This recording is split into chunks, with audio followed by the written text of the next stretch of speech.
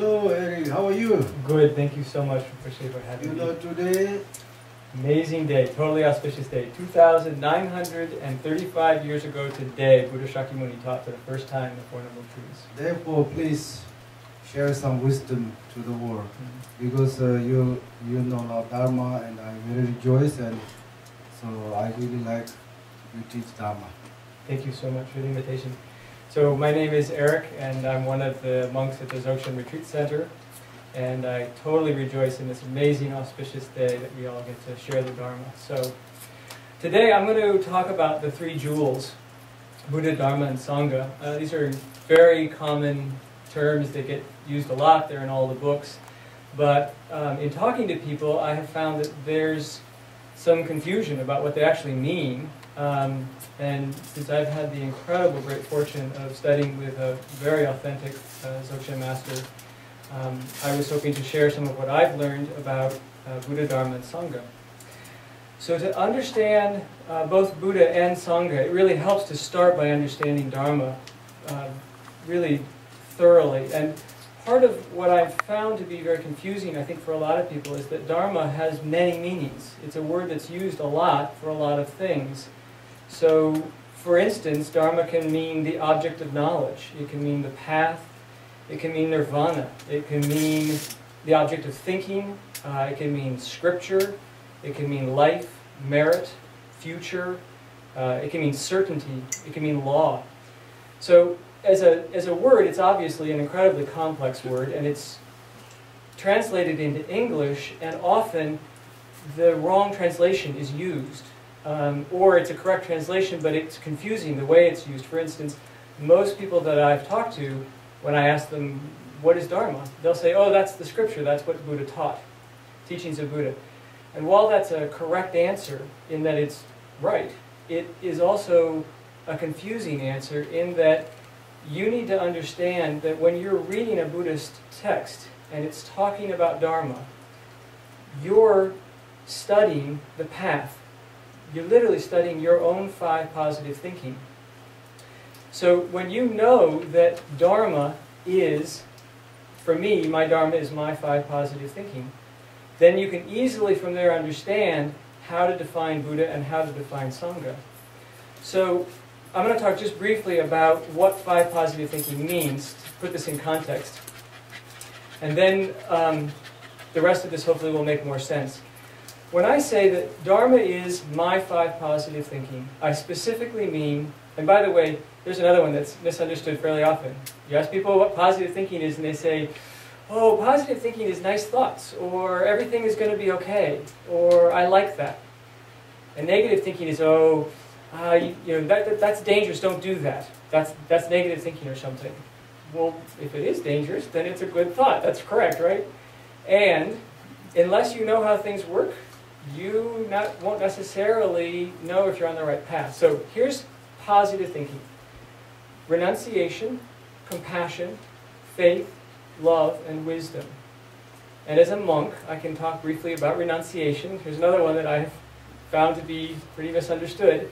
Renunciation is, I renounce my anger, jealousy, greed, pride, and stupidity, my ignorance. That's all I ever renounce. I don't renounce my family, I don't renounce the world, I don't renounce anything except my anger, jealousy, greed, pride, and ignorance. So first positive thinking is renunciation. I renounce my negative thinking because it is the cause of my suffering, and it is the condition for all being suffering. So it's not good for me, it's not good for anybody else, therefore I don't want it anymore. I'm going to get rid of it slowly, gently, gone. Right? Second positive thinking is compassion. I want you to be free from suffering and the causes of suffering. Therefore, I will help you to increase your positive thinking, which includes renunciation, decreasing your anger, jealousy, greed, pride, and ignorance. And then we're both doing better. So, the first two is my renunciation and compassion for you. They go together. If I have compassion for you, that's compassion for you. If I have compassion for me, that's renunciation for me.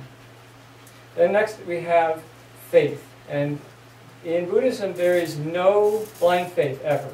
There's never, ever a place in Buddhism where you come to a point and you go to your teacher and say, what is the answer to this?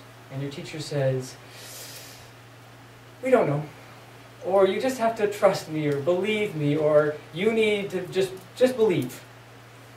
Your teacher will always be able to answer the question, because in Buddhism there's always a very clear, reasonable answer. So I have faith in Buddhism means I have faith in my positive thinking. My positive thinking is the cause of my happiness. Then we have love. Number 4 is love. And love is, I want you to be happy, therefore I want to help you increase your positive thinking. So love for you, right, is I want to help you be happy. Love for me is, I have faith in the cause of my happiness. And then the last one is wisdom. And wisdom really has 2 elements, 2 components.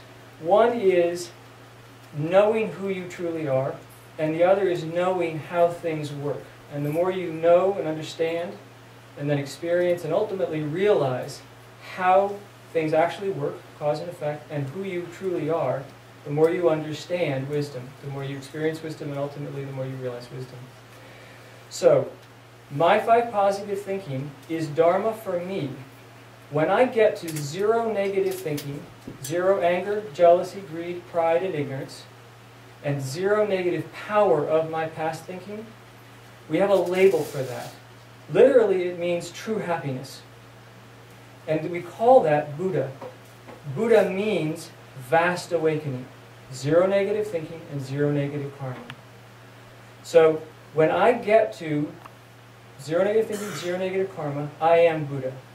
Anybody who is on the path, working on increasing their positive thinking and decreasing their negative thinking, is practicing Dharma. For me, they are Sangha. Others' positive thinking is Sangha for me. My positive thinking is Dharma for me. And 100% positive thinking, or 0 negative thinking and 0 negative karma, is Buddha. So then very briefly, I just want to mention there's 3 kinds of Buddha, or 3 ways you need to think about Buddha for this to really make sense now.